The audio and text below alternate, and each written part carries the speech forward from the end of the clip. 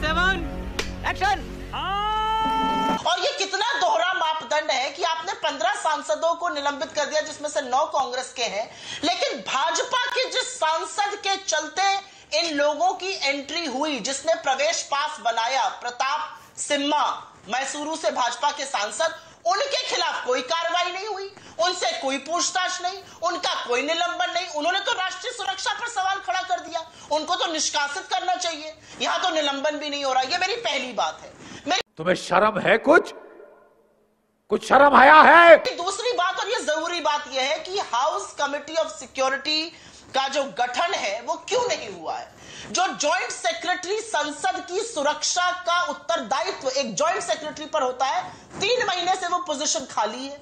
और अंतिम बात मैं ये करना चाहती हूं कि जब देश का संसद सुरक्षित नहीं है तो लोगों में कितनी व्यथित और कितनी चिंता फैल रही है, कोई ये अंदाजा लगा सकता है। और इसीलिए अंतिम बात यह है कि क्या देश के गृह मंत्री को आश्वासन, भरोसा नहीं दिलाना चाहिए एक वक्तव्य देकर। आप टीवी चैनल पर जाकर इसके बारे में बात करिएगा, लेकिन देश के सदन, देश के लोकतंत्र के मंदिर में एक सवाल का जवाब नहीं दीजिएगा, वहां से भागे भागे फिरिएगा। ये कौन सा लोकतंत्र है? क्योंकि लगातार निलंबन से लोकतंत्र नहीं चल सकता है। लगातार निलंबन करके सांसदों का 176% बढ़ावा हुआ है सांसदों के निलंबन में। मॉनसून सेशन में भी किया था, फिर कर दिया है। लेकिन जिस व्यक्ति के चलते ये सब लोग अंदर आए, उनके खिलाफ कोई कार्रवाई नहीं। ये क्या दोहरा मापदंड है और क्या हम संसद की सुरक्षा में लापरवाही बरत रहे हैं? ये पूछने वाले सवाल है और पूछे जाते रहेंगे। ये बड़ी अच्छी बात कही आप। इनके बड़े सिंपल उत्तर है जो सरकार को आकर देना चाहिए। उससे भरोसा विपक्ष में भी बनेगा, उससे भरोसा देश में भी बनेगा, क्योंकि देश में भी आज सुरक्षा को लेकर चिंता का माहौल जागृत हो गया है, लेकिन कोई सवाल का जवाब नहीं है। मैं फिर से अपने मूल सवाल पर वापस जाऊंगी। चलिए संजय राउत गलत बोल रहे हैं, चलिए अधीर रंजन चौधरी गलत बोल रहे हैं, सब लोग गलत बोल रहे हैं। दिल्ली पुलिस ने यूएपीए का केस दर्ज किया है। दिल्ली पुलिस इस देश के गृह मंत्री को रिपोर्ट करती है, गृह मंत्री अमित शाह है।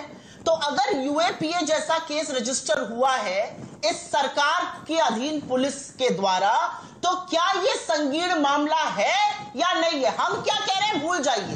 देश की सरकार आप चला रहे हैं, सुरक्षा की जिम्मेदारी आपकी है। इसलिए सवाल भी आपसे है कि अगर यूएपीए जैसा संगीन आप केस कर रहे हैं रजिस्टर, तो फिर तो आपको सदन में आकर देना पड़ेगा बयान, क्योंकि 74 के भारत में और 23 के भारत में और सुरक्षा में बहुत अंतर है। हम जानना चाहते हैं कि इतनी बड़ी जो सेंधमारी हुई देश की सुरक्षा में, वो कैसे हो गई।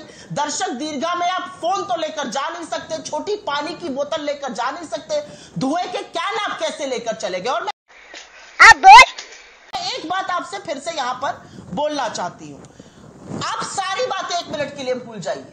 वो लोग अंदर कैसे आए? वो लोग अंदर प्रवेश पास के द्वारा आए। प्रवेश पास किसने बनाया? भाजपा के सांसद प्रताप सिम्हा ने। अगर यही पास किसी विपक्ष के सांसद ने बनवाया होता तो क्या भारतीय जनता पार्टी इंतजार करती उनसे पूछताछ करने का? यह मेरा बहुत ईमानदारी वाला सवाल है। उनसे पूछताछ होगी, देखेंगे। अरे भाई, निलंबन हो गया तो पूछताछ भी कर लीजिए।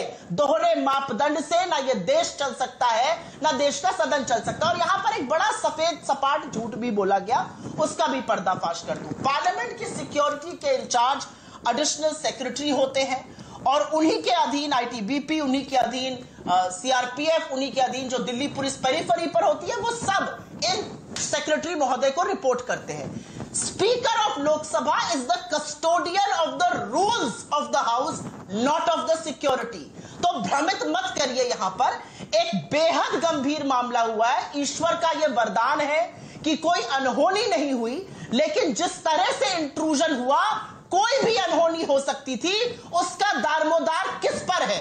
सिक्योरिटी की इतनी बड़ी ब्रीच कैसे हुई? 7 लोगों का निलंबन कर दिया गया सिक्योरिटी टीम से, लेकिन जिस व्यक्ति ने अंदर घुसाया उससे सवाल नहीं पूछा जाएगा। देश के गृह मंत्री बयान नहीं देंगे। ये एक नई प्रथा है, सवाल पूछोगे तो बाहर कर दिए जाओगे। यही तुम चुल्लू भर पानी में जाके डूब के मर जाओ। दोहरा मापदंड एथिक्स कमेटी में है, यही दोहरा मापदंड यहां पर है। मैं फिर से पूछूंगी, हाउसिंग कमेटी का गठन क्यों नहीं हुआ? जॉइंट सेक्रेटरी की पोजीशन क्यों खाली है? स्पीकर के बारे में झूठ क्यों बोला जा रहा है? ये सारे सवाल अपनी तरफ है, लेकिन मेरा मानना है कि जब आपके अधीन पुलिस ने यूएपीए का केस दर्ज किया है, तो क्या इस देश को हक नहीं है जानने का? क्या जिम्मेदारी नहीं है गृह मंत्री की कि वो आके बताए कि असल में हुआ क्या था? शुक्रिया, इस आरोप का भी जवाब दे दीजिए। थूकेंगे और मीठा इस आरोप का भी जवाब दे दीजिए। शहजाद कह रहे हैं कि ये कांग्रेसी हैं, सारे के सारे हमलावर कांग्रेस से जुड़े हुए हैं, कांग्रेस ने जानबूझकर करवाया है हमला। तेरा तो गेम बजाना पड़ेगा। भाजपा के, जी हां, भाजपा के नेताओं को और भाजपा के लोगों को सपने में भी कांग्रेस ही नजर आती है। ये उल जलूल की बातें हैं। सरकार में आप है, सत्ता में आप है, संस्थाएं आपके अधीन है, सुरक्षा आपके अधीन है, पुलिस आपके अधीन है। आप संसद को सुरक्षित रख नहीं पा रहे, आप सरहद की क्या बात करते हैं? असलियत ये, कांग्रेस का ख्वाब देखना छोड़ दीजिए, आपकी जो जिम्मेदारी है उस पर जवाब दीजिए। ये देश सुनना चाहता है और देख रहा है कि कैसे आप सुरक्षा के मामले में विफल हो रहे हैं और भागे भागे फिर रहे हैं। शहजाद पूनावाला करवा ली बेइज्जती। मानक जी, आपका क्या सवाल है? कि पहले भी घुसपैठ हुई है। मैं सबसे बिल्कुल घुसपैठ हुई है और बिल्कुल पार्लियामेंट पे अटैक भी हुआ है, और उस अटैक में हमारा अटैक की पार्लियामेंट लोकतंत्र के मंदिर पर अटैक की 22वीं बरसी थी, और हर पार्टी का नेता जाके वहां पर फूल और माला अर्पित कर रहा था, और यहां पर यह घुसपैठ हो जाती है। उस दिन तो पार्लियामेंट हाई अलर्ट पर था, पूरे देश में हाई अलर्ट था, और उसके बाद सिक्योरिटी में इतनी बड़ी चूक होती है, और सिक्योरिटी का दारोमदार जिस पर है वो कभी स्पीकर के पीछे, कभी संसदीय प्रणाली के पीछे, कभी हिस्टोरिकल घटनाओं के पीछे ये छिपने का काम करेंगे। अरे 22वीं बरसी के दिन पार्लियामेंट में दोबारा ऐसी चूक हो जाती है, इतनी बड़ी सेंध लग जाती है। यहां पर कुछ लोगों की बात करी जा रही है। मैं उन लोगों की बात करने से पहले आपसे सिर्फ एक सवाल पूछना चाहती हूं। आज 2023 दिसंबर में, भगवान न करे, लेकिन अगर इन लड़कों ने कोई अनहोनी कर दी होती अंदर जाकर, अगर कोई घायल हो गया होता, किसी की हत्या हो गई होती, कुछ खराब हो गया होता, तो उस पॉलिटिकल इंस्टेबिलिटी का, उस पॉलिटिकल कॉस्ट का दारोमदार किस पर है, यह मैं जानना चाहती हूं। यह तो धुएं में बात थी। अगर बम चल गया होता, अगर गोली चल गई होती, तो उसका दारोमदार किस पर है? और मैं फिर से बोलूंगी, ये किसी की बात सुना रहे हैं, अगर मैं बीजेपी के छोटे नेताओं की बात सुनाने पे आ जाऊंगी तो मुंह छुपाते छुपाते आप शर्म करिएगा। अगर मैं नाम ले लूंगी रामदुलार गोंड का, जो पॉक्सो में दोषी पाए गए हैं, नाबालिग लड़की के साथ रेप का, आपके विधायक है उत्तर प्रदेश में, 48 घंटे पहले, तो भाग नहीं पाइएगा कहीं पर। अब तक, इस समय तक सरकार का रवैया बहुत ही गैर जिम्मेदाराना और बहुत ही असफलता भरा हुआ रहा है, कमजोरी भरा हुआ। सरकार ने अपनी कमजोरी जाहिर की है। पहली बात तो संसद के अंदर लोग उसमें स्मोक बम छिपा के ले गए, उसमें बारूद का बम भी हो सकता था, वो पहुंच कैसे गए? सरकार की ये विफलता। सही पकड़े हैं। दूसरी बात, बाद में पुलिस ने इतना गैर जिम्मेदारी भरा रवैया दिखाया कि वो जो स्मोक बम बाहर पड़े थे छूटे हुए, वो कानून की प्रॉपर्टी थी, उन्हें तुरंत इकट्ठे करके उनको, उनकी फॉरेंसिक जांच वगैरह होती है, वो इकट्ठे करने चाहिए। पुलिस का ध्यान ही नहीं था। उन्हें एंकर लेकर आपस में झपट रहे हैं, आपने वो वीडियो देखी होगी, बच्चे खेल रहे हैं उनसे। इस देश में कोई कानूनी व्यवस्था नाम की चीज़ है, दिल्ली में पुलिस नाम की कोई चीज़ है या नहीं है, ये गृह मंत्री से जवाब नहीं मांगा जाना चाहिए। ये फंस गया सीएम। उसके बाद जो बात शुरू हुई है कि ये अभी जो शहजाद भाई कह रहे थे, शहजाद भाई ने 2 बिंदु स्पष्ट किए। पहली बात तो ऐसी घटनाएं तो पहले भी होती रही है, इसका मतलब हो गई तो कोई बात नहीं है, आगे भी होती रहेंगे, हमें इसकी कोई चिंता नहीं करनी चाहिए, इस पर कोई सवाल नहीं पूछने चाहिए, क्योंकि 2-4 घटनाएं पहले भी हो चुकी हैं। ये बहुत ही गैर जिम्मेदारी भरा रवैया है किसी भी सरकार का और सरकार के पक्ष का। सरकार के प्रवक्ता का ये कहना बहुत ही शर्मनाक है कि तब भी हुई थी घटना, तब भी हुई थी, तब भी हुई थी।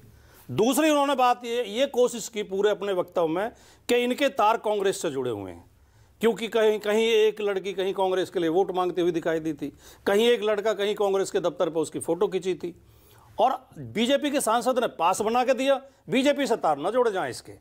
मतलब इससे ज्यादा गैर जिम्मेदारी की बात कोई हो नहीं सकती। और दिल्ली पुलिस का हाल तो इस सरकार ने, वर्तमान सरकार ने, मानक जी, ये कर दिया है। बड़े दुख के साथ कहना पड़ता है कि जेएनयू में जिन बदमाशों ने मुंह पे कपड़ा लपेट के और हथियार लेके छात्रों की और टीचर्स की पिटाई की थी, उनमें से आज तक एक अरेस्टिंग नहीं हुई है। दिल्ली, अरे बाप रे, ये तो धोती खोल रहा है। पुलिस ये पता नहीं लगा पाई कि ये गुंडे कौन थे, ये बदमाश कौन थे, जो देश की सबसे शानदार यूनिवर्सिटी के अंदर, कैंपस में अंदर घुस गए, छात्रों को उनके कमरों में पीट के आए, हॉस्टल में पीट के आए और टीचर्स को पीटा, और पुलिस एक आदमी को गिरफ्तार नहीं कर पाई। कभी दिल्ली पुलिस की इतनी शान हुआ करती थी, दिल्ली पुलिस के उदाहरण दिए जाते थे इस देश में। यूपी, हरियाणा, राजस्थान, दूसरे जगह के वाजपेयी जी भी दिल्ली में रहते हैं, ये कहा जाता था। हम भी वैसे, अब बताइए, ये जो आप इन्वेस्टिगेशन कह रहे हैं, बाद में होगा, नाकामी तो है ना। ये इन्होंने अभी जो वर्ड कहा ना, जेएनयू के गुंडे आए, ये किसने कहा, किसने वेरीफाई किया कि गुंडे थे? या जो तलवारों से, रॉड से छात्रों की पिटाई कर रहे थे, वो गुंडे नहीं थे। अरे सुनो ना, नहीं आपकी पहचान का था कोई उनमें? नहीं, हम बचाव क्यों कर रहे हैं? बचाव का सवाल नहीं है। देखिए, मैं आप कहाँ थे ज्ञानी बाबा? लॉजिकल बात कर रहा हूँ। स्टूडेंट थे, मफलर बांध, no sir, no. Who can decide? कौन डिसाइड करेगा? जो मुंह लपेट के आए वो गुंडे थे। नहीं, हम जो मुंह लपेट के आए हैं, लोगों को पीट रहे हैं, सिर फोड़ दिए, हाथ तोड़ दिए, हम कह रहे हैं कि कौन डिसाइड करेगा? नहीं, हम बिल्कुल नहीं मानेंगे, क्योंकि जब तक थर्ड पार्टी जो ऑथराइज है, अरे सुनिए ना, थर्ड पार्टी, हम इसीलिए कह रहे हैं ये बात, क्योंकि ये रूल की बात है। इन्वेस्टिगेशन में निकल के आएगा कि गुंडे थे या छात्र थे। अच्छा, ना आप कह सकते हो ना हम कह सकते हैं। देखिए, ये भी हो सकता है हॉकी खेल रहे हो। हॉस्टल में आप भी पढ़े, हम। देश संकट में है। मैं बिना कुछ बोले 20 सेकंड की एक बाइट सुनाना चाहती हूं, वो जरूर सुननी चाहिए, इस पूरे देश को सुननी जरूरी है। ये बाइट सुन लीजिए। सही, बहुत गंभीर चूक है, खासतौर से तब जब इस प्रकार की बात कही जा रही थी पन्नों के द्वारा कि हम 13 दिसंबर को इस प्रकार की घटना कर सकते हैं, तो हाईएस्ट अलर्ट के ऊपर सुरक्षा एजेंसियां रही होंगी। इसके बाद भी ये घटना घटी तो कहीं ना कहीं या तो सिस्टम में या व्यक्ति के स्तर पर कोई चूक हुई, लेकिन चूक बहुत बड़ी है। ये मेरे शब्द नहीं है, ये शब्द भाजपा सांसद राजेंद्र अग्रवाल के हैं। मेरठ से 3 बार सांसद चुने गए हैं और वो उस समय अध्यक्ष की कुर्सी पर बैठे थे। उन्होंने तुरंत सदन की कार्रवाई स्थगित करी थी। वो कह रहे हैं बहुत बड़ी चूक है, और वो कह रहे हैं सुरक्षा की चूक है। सुरक्षा की चूक है तो गृह मंत्री इस पर बोलेंगे नहीं। मैं 2 चीजें बस पूछना चाह रही हूं। बहुत सारी यहां पर बातें हो गई कि विपक्ष राजनीति कर रहा है, विपक्ष ये कर रहा है। आप क्या आशा करते हैं? सुरक्षा में इतनी बड़ी सेंध होती है। सदन के ऊपर जब हमला हुआ था, उसकी 22वीं वर्षगांठ पर, उसकी बरसी पर, विपक्ष को क्या करना चाहिए?